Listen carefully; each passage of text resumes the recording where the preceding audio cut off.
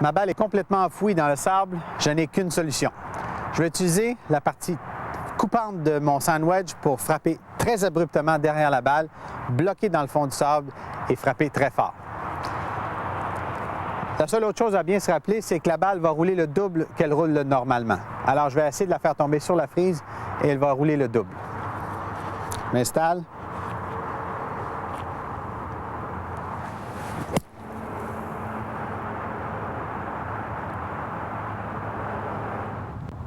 Alors ici, ma balle, je suis quand même près du verre, mais ma balle est dans une pente descendante dans l'herbe longue. Alors, mon but, je vais avoir besoin d'une balle qui va quand même bien lever. Alors, j'utilise mon sandwich. La première chose à faire, c'est que je vais ajuster mon corps, OK, avec la pente comme ça ici. OK?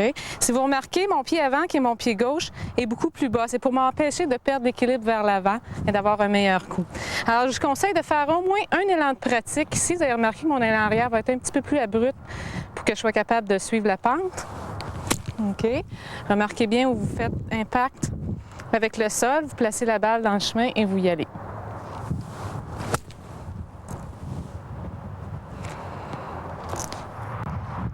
Ah bien là, toute une position pour un droitier, n'est-ce pas? Alors, j'ai une petite solution rapide. Essayez de faire la motion, pratiquer le pendule du bras, bien solide, avec tout le bras. On s'installe, on regarde un peu la cible et on réussit au moins à mettre la balle sur le verre. Il y a une autre solution. Je replace la balle. Je peux faire un peu mon gaucher. Motion égale. Et on réussit quand même un certain succès.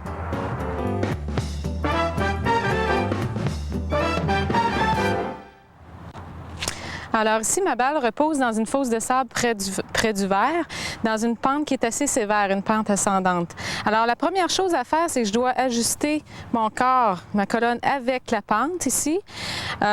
Ensuite, je vais avoir de la misère à finir mon élan parce que ma jambe avant va être dans le chemin. Alors je la recule ici pour me laisser de la place. Parfois, on est un peu plus près du rebord ici et on est un peu dans notre chemin. Alors ce qu'on peut faire, c'est de mettre notre genou sur le rebord.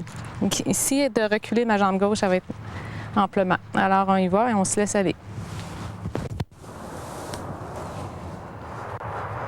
Me voilà encore dans une situation bien bizarre où un lob est impossible à cause des branches de l'arbre.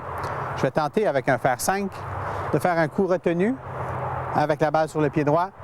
Elle restera basse, espérons qu'elle rebondira dans le fond de la trappe et sortira sur le verre.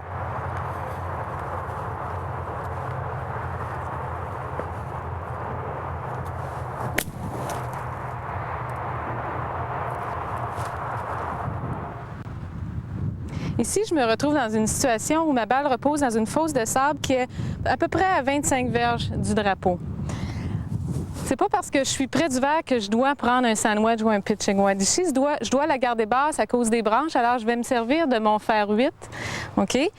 En faisant une explosion. Alors, je vais quand même ouvrir un peu mon fer pour permettre au dos du bâton d'entrer dans le sable en premier et donc le bâton va glisser mieux dans le sable.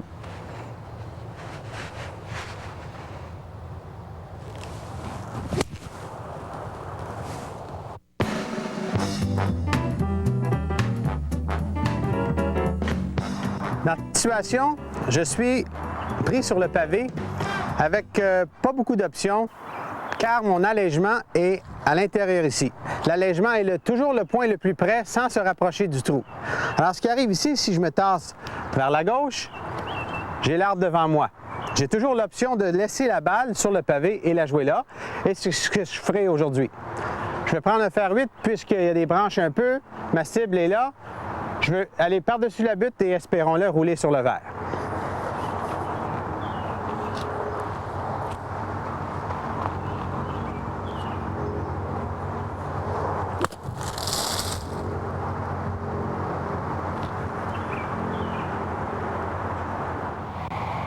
Lorsque je me retrouve devant un verre surélevé, c'est pas toujours la meilleure solution d'essayer de lober la balle.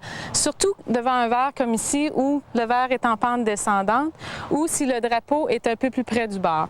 Alors ce que je fais, je me sers de mon fer 8, puis je vais essayer de faire bondir la balle dans la côte, puis elle va rouler sur le verre.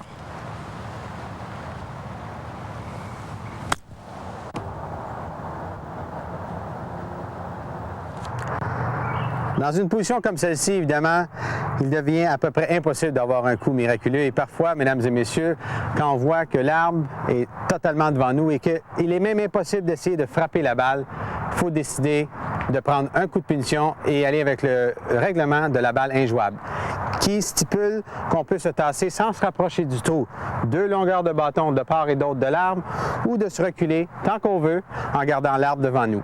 Dans ce cas-ci, je tasserai ma balle d'environ 2 longueurs de bâton, je laisse tomber ma balle et je la frappe d'ici.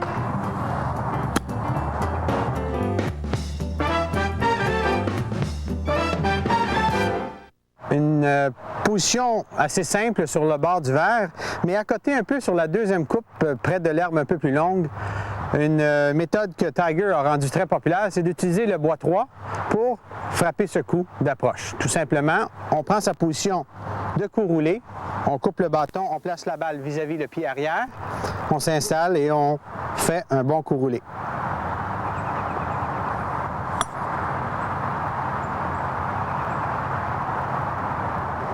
Ici, je me retrouve dans une situation où je viens de frapper ma balle à gauche de l'allée.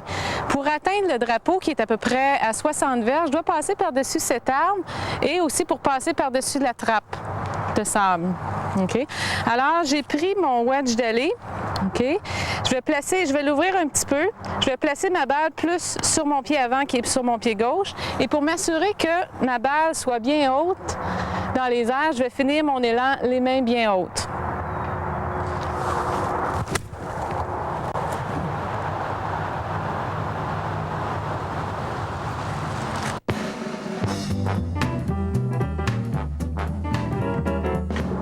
Voilà, bien mal pris dans les bois. Avec une petite option, je vois le verre un petit peu. Les branches sont encore très hautes. Je ne peux pas frapper un fer 7 ou 8 même. Et je vais avoir de la misère à frapper mon coup. Le putter devient peut-être une option bien simple, mais il faut frapper très, très fort. Très fort et je place la balle vis-à-vis le pied arrière pour m'assurer de frapper la balle en premier et non les feuilles ou les branches. Je pratique, je m'assure de ne pas rien frapper.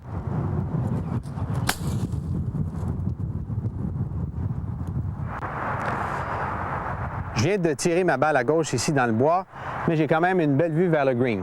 Donc, je vais sortir mon driver, je vais frapper la balle par terre pour la garder basse, mais j'ai besoin de parcourir au-delà de 200 verges. Alors, il est bien important de frapper fort, bas, et naturellement, un driver par terre va avoir tendance à un petit crochet vers la droite. Alors, je m'installe solide, balle un peu plus dans le centre pour bien la frapper et ne pas frapper derrière. On y va.